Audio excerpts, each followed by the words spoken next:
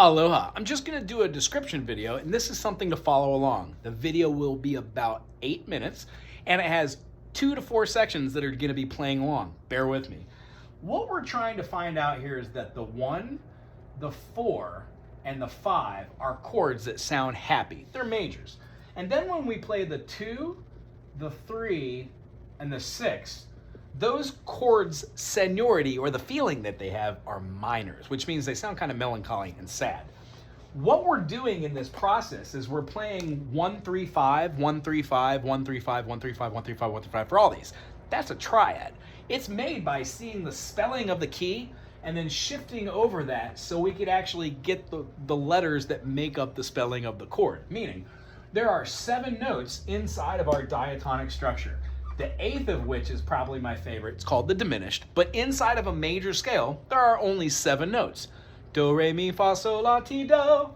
When we have a 1, that is a major. When we have a 2, that's a minor. A 3 is minor. A 4 is major. A 5 is major. A 6 is minor. And then a 7 is what we were calling the diminished. And we'll get to that one later. What I want you to see is when I hold my hand up here, I'm quite literally referencing the first 5 notes. So when I say how many sharps and flats does the key of C have, I usually go, that just means there's no sharps and flats. C major can be spelt C, D, E, F, G, A, B, C. There doesn't need to be any sharps or any flats. In fact, we don't say that. We just say C, D, E, F, G. They are natural notes because all of the notes that we're saying are naturals. They're not sharp notes, and they're not flat notes, meaning they're not going, ah, and falling flatly, or raising sharply. Ah. They're actually just natural, and we don't have to put them that way because we know they're natural. So in the key of C, we would say C, D, E, F, G, A, and B, and then C. 1, 2, 3, 4, 5, 6, 7, 1. But we're not doing those. We're just doing the first 5. So when we say triad, I get rid of the 2 and 4s, and that is what makes up a triad. So when we see this chord,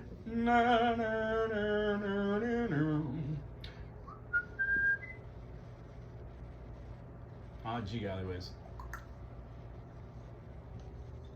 So when we see this chord, this is a C major. The reason being, here I could even get rid of this, is this is the 3rd fret and this is a C. The reason why we know that is because we have a 6th string, which is an E, a 1st string, which is an E. Our A is our 5th string. Our D is our 4. G is our 3. B is our 2. E is our 1. When we play B and we go a half step in the key of C, D, E, F, G, A, B, C, we naturally know that the half steps are right here between B and C and E and F. Every other is a whole step. So the spelling gives us a major scale. If I went a whole step, it would sound like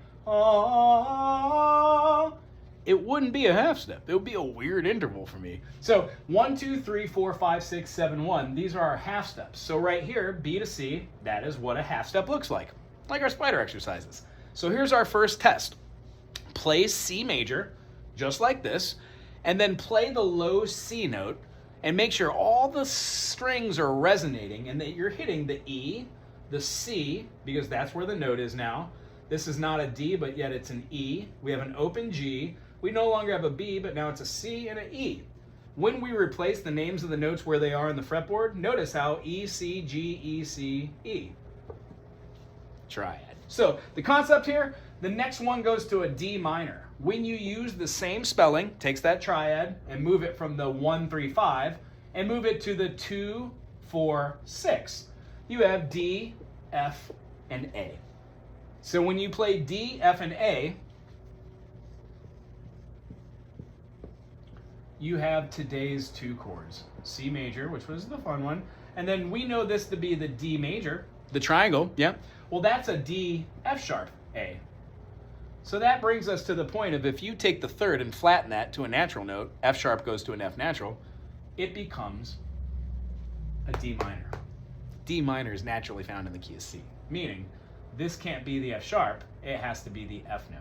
We still have a D note, we still have an A note, we still have a D note, we still have an A note, And then right here, heck, we could even play that as an F, or we just don't play it at all, just exit out. This way we have an F, a D, and an A. That is how you play a D minor. So what I want to do right here is I just want to show you that each one of these spellings come from this. C, D, E, F, G, A, B, and then C again. C, E, G is a C major, D, F, A, E, G, and B, F, A, and then C, G, B, D, A, C, E, B, D, and F. Those are all natural notes. There are no sharps and flats. It's C, D, E, F, G in every single lettering possible. But now we do the 1, the 3, and the 5, which gives us C major, D minor. We have our E minor, so an E, G, B would look like this.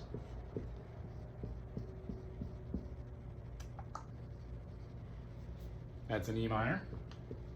Here's your D major, or D minor. And then we've got our major fourth, which is our F. So I'm going to put it right here.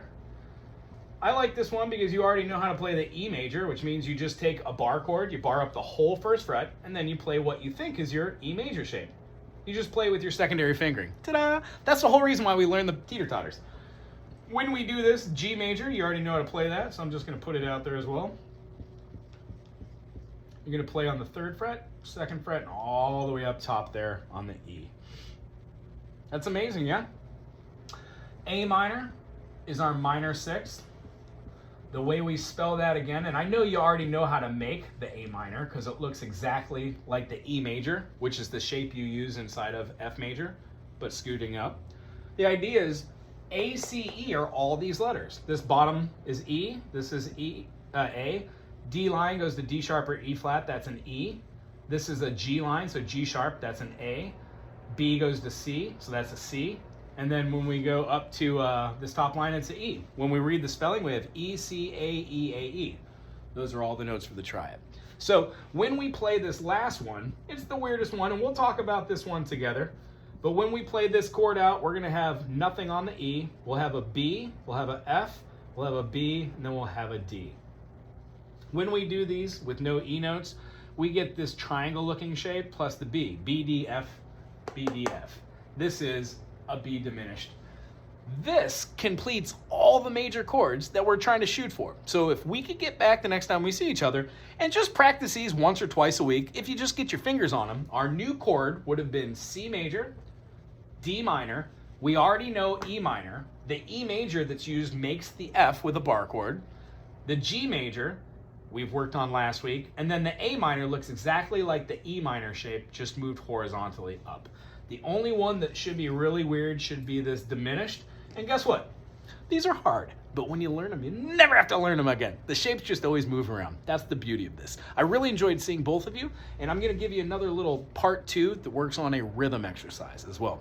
For this week, take each one of these chords, play the C major, and then play the root note with your strumming hand. You're gonna wanna grab your pick and the instrument, play the note that you're supposed to be playing, like the C note, and play down, up, going down through the note and up through the note. When you play C, C, C, C, keep your finger on that C note, so when you're playing your C chord, then you can then just strum your C major chord. I will add the video descriptions as well with the individual chords with the real working hand. And then hopefully next week I'll just have a little bit more mobility back if we start strumming together. And I'll be playing left-handed as well. Cool. It's very nice seeing you. If you have any questions, put them in the comment section below, and we'll see you then.